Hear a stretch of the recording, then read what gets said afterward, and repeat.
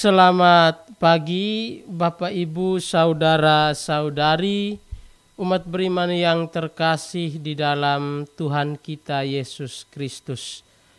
Kembali lagi bersama saya dalam Mutiara Pagi yang kembali disiarkan melalui RRI Sumba. Renungan dalam Mutiara Pagi pada kesempatan ini saya beri judul menjalankan tugas perutusan, yang mana renungan ini diambil dari Injil Markus bab 6 ayat 7 sampai 13. Mari kita membuka kegiatan kita pada pagi hari ini dengan berdoa. Dalam nama Bapa dan Putra dan Roh Kudus. Amin. Tak henti-hentinya kami haturkan puji dan syukur kehadirat-Mu, ya Allah Tritunggal Maha Kudus, Bapa, Putra dan Roh Kudus. Kami memuji dan memuliakan keagungan-Mu. Engkaulah Allah yang maha tinggi. Engkaulah Allah yang maha cinta. Engkau mencintai kami dengan cinta-Mu yang tak terbatas. Kami bersyukur untuk setiap rahmat, kehidupan, penyertaan, dan perlindungan yang boleh kami alami sepanjang hidup kami. Engkau senantiasa memberikan kepada kami nafas kehidupan yang baru, hari baru yang cerah, semangat baru untuk menjalankan aktivitas kami. Pada kesempatan ini, kami hendak mendengarkan dan merenungkan sabda-Mu. Sudilah kiranya ya Tuhan, Engkau membuka hati kami, agar kami mampu mendengarkan, meresapi, merenungkan, dan melaksanakannya di dalam kehidupan kami setiap hari. Semua doa ini kami sampaikan kepadamu dengan perantaraan Kristus Tuhan kami. Amin. Marilah kita mendengarkan bacaan suci.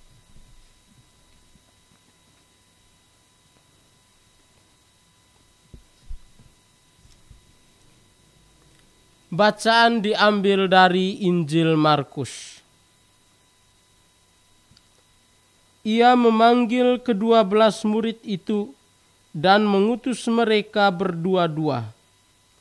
Ia memberi mereka kuasa atas roh-roh jahat dan berpesan kepada mereka supaya jangan membawa apa-apa dalam perjalanan mereka, kecuali tongkat, roti pun jangan, bekal pun jangan,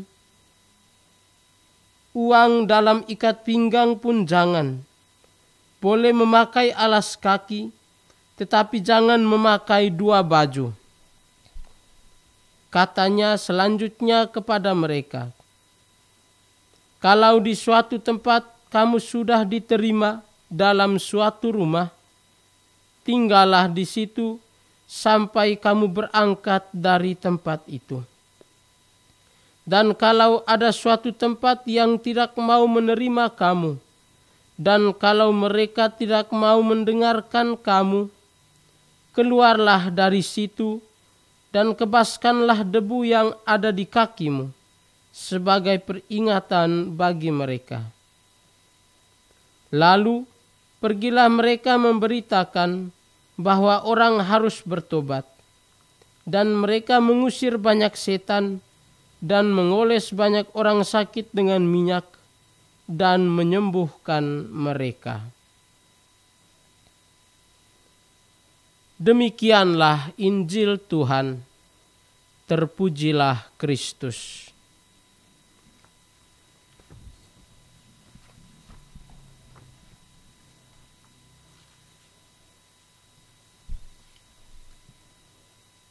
Bapak, Ibu, saudara-saudari, umat beriman yang terkasih di dalam Tuhan kita Yesus Kristus. Pada suatu kesempatan, ketika saya masih menjadi seorang guru, sekolah tempat saya mengajar di tahun 2019 menerima mahasiswa PPL dari salah satu kampus di sebuah kota provinsi. Pada saat itu, saya diminta untuk menjadi guru pamong atau guru pembimbing. Ini merupakan pengalaman pertama saya menjadi guru pamong. Saya harus membimbing salah satu mahasiswa yang melaksanakan praktik mengajar.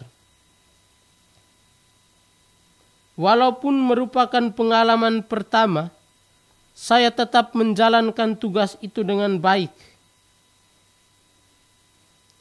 Ada satu hal yang pada akhirnya membuat tidak hanya saya, tetapi semua guru merasa kagum dengan mahasiswa dari kampus itu. Mahasiswa itu begitu rajin dan tekun. Ia menunjukkan kepada kami para guru bagaimana harus menjadi guru yang sebenarnya. Setiap jam 6 pagi, ia sudah berada di sekolah dan membantu membersihkan lingkungan sekolah. Ketika tiba saatnya untuk apel pagi, ia dengan siap dan tegas mengatur para siswa untuk berbaris. Ia bahkan meminta kepada saya untuk mengajar di kelas yang berisikan siswa-siswi yang cukup keras kepala. Ia dengan tekun dan bangga menjalankan tugas itu dengan sepenuh hati. Jika tidak mengajar, ia akan membantu bibi untuk berjualan di kantin sekolah. Sungguh sebuah pemberian diri yang begitu totalitas. Ketika hampir selesai masa PPL, biasanya diadakan ujian micro teaching dan penilaian terhadap mahasiswi PPL. Ujian micro teaching berjalan dengan baik. Ketika tiba saat pemberian nilai, ada beberapa masukan dari teman-teman guru kepada saya perihal mahasiswa itu. Salah satu teman guru memberikan masukan kepada saya. Katanya, "Om Guru, pokoknya Om Guru punya anak pamong itu jangan kasih nilai 80 Tidak sesuai dengan dia punya dedikasi. Kalau kasih nilai 90, nanti ketong demo Om Guru." Lalu sambil tersenyum saya bertanya, "Jadi kakak ibu mau beta kasih nilai berapa Dia punya nilai itu minimal 95 Om Guru, jawab teman guru itu. Saya pun tertegun dan berpikir sejenak. Sepertinya benar apa yang dikatakan oleh teman guru itu. Pada akhirnya saya pun memberikan nilai yang cukup tinggi. Dari kisah di atas, kita semua belajar betapa pentingnya dedikasi dalam menjalankan tugas. Setiap kita mempunyai tugas dan tanggung jawab masing-masing. Tugas yang kita miliki menimbulkan konsekuensi yang menjadi tanggung jawab kita.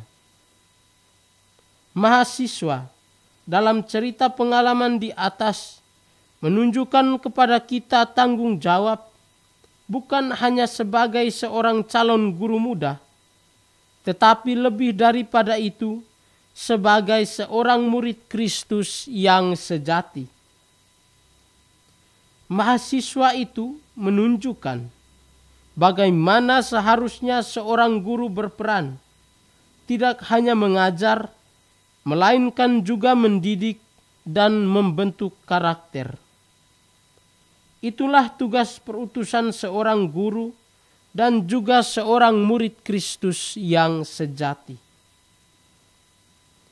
Penginjil Markus pada hari ini mengisahkan kepada kita perutusan para rasul.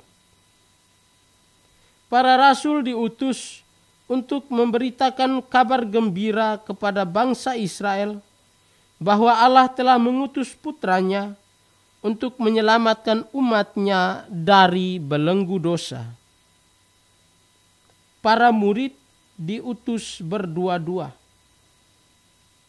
Pertanyaannya, mengapa Yesus mengutus para murid pergi berdua-dua?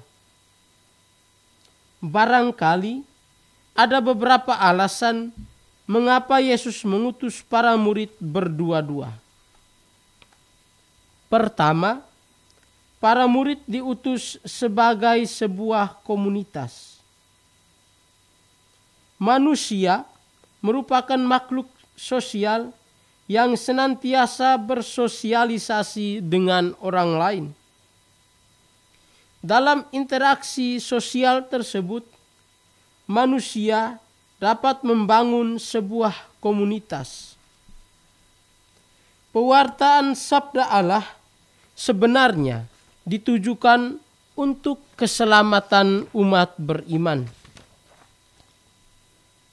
Hal ini berarti Allah menghendaki agar manusia memperoleh keselamatan sebagai sebuah komunitas. Kedua, Yesus menyadari betul latar belakang para muridnya. Para muridnya bukanlah orang yang terpelajar. Mereka tidak memiliki pengetahuan yang cukup baik sebagai seorang pewarta. Oleh karena itu, Yesus mengutus mereka berdua-dua agar saling menguatkan dan melengkapi. Rasul Paulus dalam suratnya yang pertama kepada umat di Korintus menegaskan kepada kita bahwa di dalam tubuh mistik Kristus atau gereja ada berbagai macam karunia, tetapi tetap satu roh. Para murid Yesus mungkin bukan orang yang terpelajar, tetapi mereka bisa saja memiliki karunia yang berbeda. Karunia itulah yang pada akhirnya saling melengkapi. Ketiga, para murid belajar dari Yesus sendiri yang rela keluar dari kenyamanan untuk menyelamatkan umat manusia. Kepada para murid diberikan kuasa untuk mengusir roh-roh jahat. Kuasa itu diberikan bukan untuk bermegah, tetapi untuk menunjukkan kepada manusia bahwa kerajaan Allah sudah dekat. Allah senantiasa menyelamatkan umatnya dari kuasa maut dan dosa. Seorang utusan tentu saja mewakili pribadi yang mengutus mereka. Oleh karena itu, seorang utusan tidak dapat bertindak sewenang-wenang. Seorang utusan harus bertindak sesuai dengan perintah yang diberikan kepada mereka. Itulah yang terjadi dengan para murid ketika mereka diutus oleh Yesus. Ada beberapa persyaratan yang ditekankan Yesus, yaitu jangan membawa apa-apa dalam perjalanan mereka kecuali tongkat, roti pun jangan, bekal pun jangan, uang dalam ikat pun jangan. Boleh memakai alas kaki, tetapi jangan memakai 2 baju. Sepertinya persyaratan ini tentu saja memberatkan. seseorang yang hendak melakukan perjalanan yang jauh pasti akan mempersiapkan segala hal yang diperlukan. Mereka akan membawa uang yang cukup, bekal dalam perjalanan, bahkan beberapa peralatan yang perlu dalam melakukan perjalanan tersebut. Sedangkan persyaratan yang diberikan Yesus ialah para murid hanya boleh membawa tongkat dan mengenakan alas kaki. Pada zaman itu, perjalanan yang jauh biasanya ditempuh dengan berjalan kaki jika mereka tidak memiliki hewan tunggangan seperti kuda atau keledai. Maka tongkat dan alas kaki sangat diperlukan untuk menunjang perjalanan yang jauh. Itulah sebabnya mengapa Yesus meminta para murid untuk membawa tongkat dan alas kaki. Ada dua alasan mengapa Yesus mengatakan demikian. Pertama, Yesus menghendaki agar para murid senantiasa berharap pada kehendak Allah. Allah yang menyelenggarakan kehidupan manusia di dunia ini. Oleh karena itu, manusia, yakni para murid dan kita semua, hendaknya selalu berharap kepada Allah. Allah menjadi tumpuan dan sumber kehidupan kita. Kedua, para murid hendaknya tidak boleh terpengaruh dengan hal-hal yang bisa menghambat dalam menjalankan tugas pewartaan. Membuang segala sesuatu yang tidak penting akan membantu kita untuk selalu fokus dengan tujuan yang hendak dicapai. Yesus mengajarkan kepada kita untuk membuang segala sesuatu yang tidak penting, agar tugas perutusan dapat kita laksanakan dengan baik. Yesus juga menasihati para murid untuk tinggal pada orang yang menerima mereka dengan senang hati. Jika orang tidak menerima mereka, maka mereka hendaknya pergi dari situ. Nasihat ini mengingatkan kita perihal mengikuti Yesus yang dapat kita temukan di dalam Injil Matius bab 8 ayat 18 sampai 22. Para murid pada akhirnya mengalami apa yang Yesus alami. Yesus merupakan sang musafir sejati yang senantiasa berkelana untuk mewartakan Injil.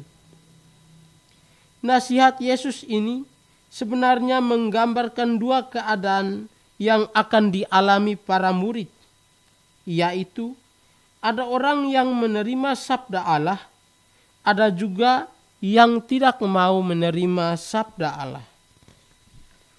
Yesus menegaskan bahwa sabda Allah hendaknya diwartakan terutama kepada mereka yang menerimanya. Menolak sabda Allah sama artinya membuang berlian ke kandang binatang. Bapak, Ibu, saudara-saudari, umat beriman yang terkasih di dalam Tuhan kita Yesus Kristus.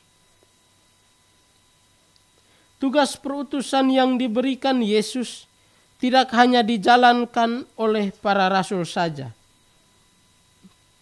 Tugas perutusan itu juga diberikan kepada kita sebagai anggota gereja. Ketika dibaptis, kita mengambil bagian dalam tritugas Yesus, yakni imam, nabi, dan raja. Tritugas Yesus itu harus kita jalankan setiap hari. Pertanyaannya, apa yang harus diwartakan? Kita hendaknya menjadi pewarta kebaikan. Yesus mengajak kita mewartakan sabda Allah dengan cara berbuat baik kepada semua orang. Kebaikan yang kita wartakan merupakan cikal bakal timbulnya kedamaian. Dunia yang damai akan menjadi tempat bertumbuhnya kerajaan Allah. Marilah kita menjalankan tugas perutusan kita, yaitu mewartakan kerajaan Allah kepada semua orang. Amin.